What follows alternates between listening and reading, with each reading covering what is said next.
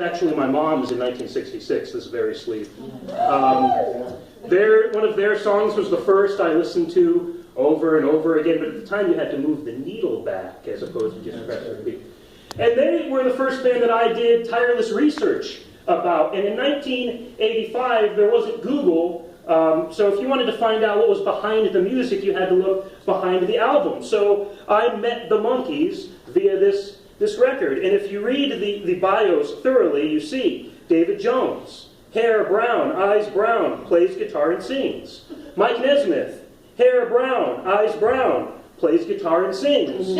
Peter Tork, hair brown, eyes brown, plays guitar and sings. Mickey Dolenz, hair brown, eyes brown, plays drums and sings. So thank goodness for Google, where we could find out a lot more about the bands we love. You guys all have bands like this that you've tirelessly researched. Of course, a lot of people remember the Monkees for not playing guitar, drums, and singing. A lot of folks think that they did not perform their own music. And in fact, on this and the following album, which was creatively called More of the Monkees, they did not play their own instruments, but a lot of bands back then didn't. We know that now. There was a band called the Wrecking Crew. That was the famous backing band from that time. There's a documentary all about them. But what sets the Monkees apart, and what I celebrate every December 30th on Mike and Davey's birthday, is artistic integrity. A statement that might, in fact, be ironic when you think about the Monkees, but come their third album, Headquarters, Mike led the band in the charge to play their own instruments. And by that album, they truly did. Something that was not common back then, for bands in the studio to pick up the guitar, write their own lyrics, and produce the music themselves. But the Monkees did. You can almost say that they marched to the beat of a different drum. Oh, can't you tell by the way I run, every time you make eyes at me? Or you cry, you moan and say it'll all work out. Oh, but honey child, I've got my doubts. You can't see the forest for the trees. Now don't get me wrong, I know that's not a Monkee song, but Mike wrote it. Mike Nesmith wrote it. I know so because every time I sing karaoke, it says M. Nesmith in the parentheses underneath different drum. It was made famous by Tucson's own Linda Ronstadt. That's not the Monkees' only connection to Arizona. My favorite started in 1968 at the intersection of Cave Creek and Sweetwater. You guys might know it. It's busy there in northern Phoenix. Well, in 1968, an 11-year-old fan was crossing the street. It was her birthday, her 11th birthday. She wanted to retrieve her recently repaired record player. And she had a Monkees album under her arm when a truck struck her and paralyzed her from the waist down. Now, from what I've read, local DJ Pat McMahon knew of that young fan's love of the Monkees, specifically, of course, Davy Jones. So he reached out to Davy's people. Now, this was pre-TMZ, but there was entertainment media, Tiger Beat, and so forth. But without a lot of auspices, without paparazzi, Davy flew from LA to Phoenix and visited that young fan in her hospital room.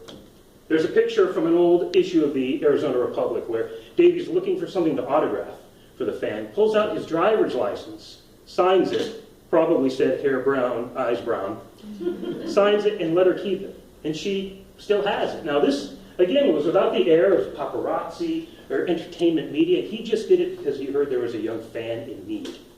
Now that's somebody that you could have once thought of just as Marsha Brady's crush. You know, he's just a pop star. But now, when I think of him, you once thought of me as a white knight on his steed. Anybody? Now you know how happy I can be. Oh, and our good times start and end without a dollar or one to spend. And how much, baby, do we really need? And you can almost imagine this 11-year-old fan in her hospital bed, paralyzed from the waist down. And then all of a sudden, Davy Jones walks into her room. Oh my God. And he might as well have said these words, "Cheer up, sleepy Jean. Oh, what can it mean to a daydream believer and a homecoming queen?" Now they were friends. friends. Oh, we got a little harmony in the background. See, it's not that hard.